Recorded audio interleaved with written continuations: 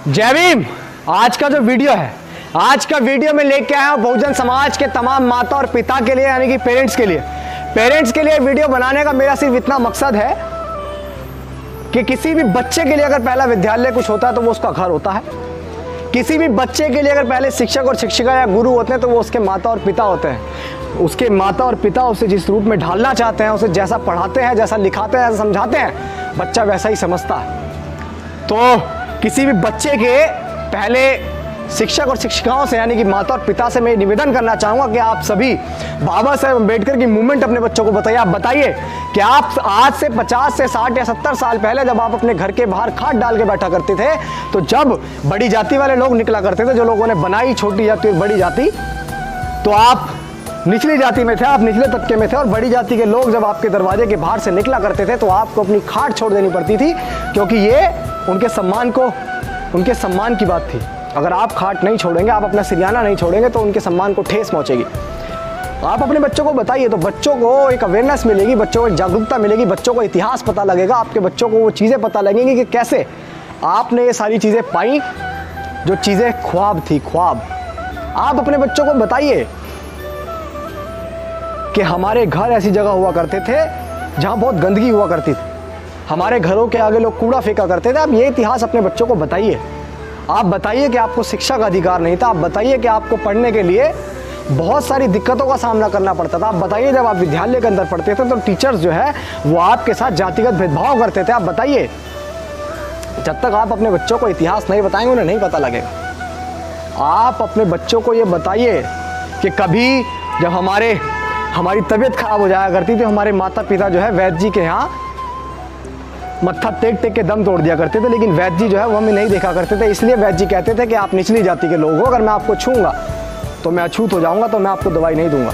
आप बताइए अपने बच्चों को कि आज हम बड़े बड़े प्राइवेट हॉस्पिटल्स में लेके आपको भागते हैं, बेटा कभी हमें ये नसीब नहीं होता था। जब तक आप अपने बच्चों को नहीं बताएंगे, बच्चों को नहीं पता लगेगा। आप बताइए अपने बच्चों को कि ऐसा भी दौर था, एक ऐसा भी समय था जब जातिवाद चरम पे था, इतना बुरा हाल था कि दीवारें बनी हुई थी जाति की, इसके पार नहीं कर सकते वरना हमारी ज़मीन अछूत हो जाएगी। इस तरह की चीज़ें थी। एक मोहल्ले बनाए हुए थे कि हमारे मोहल्ले में आपकी एंट्री नहीं है। आप बताइए ना अपने बच्चों को। जब तक नहीं बताएंगे, जब तक बच्चों को कैसे पता लगेगा, कैसे वो जागरूक होंगे? जब तक आप बाबा साहेब अम्बेडकर की मूवमेंट अपने बच्चों को नहीं बताएंगे, जब तक आप बहुजन महापुरुषों के तमाम वो कार्य अपने बच्चों को नहीं बताएंगे, बच्चों को नहीं पता लगेगा।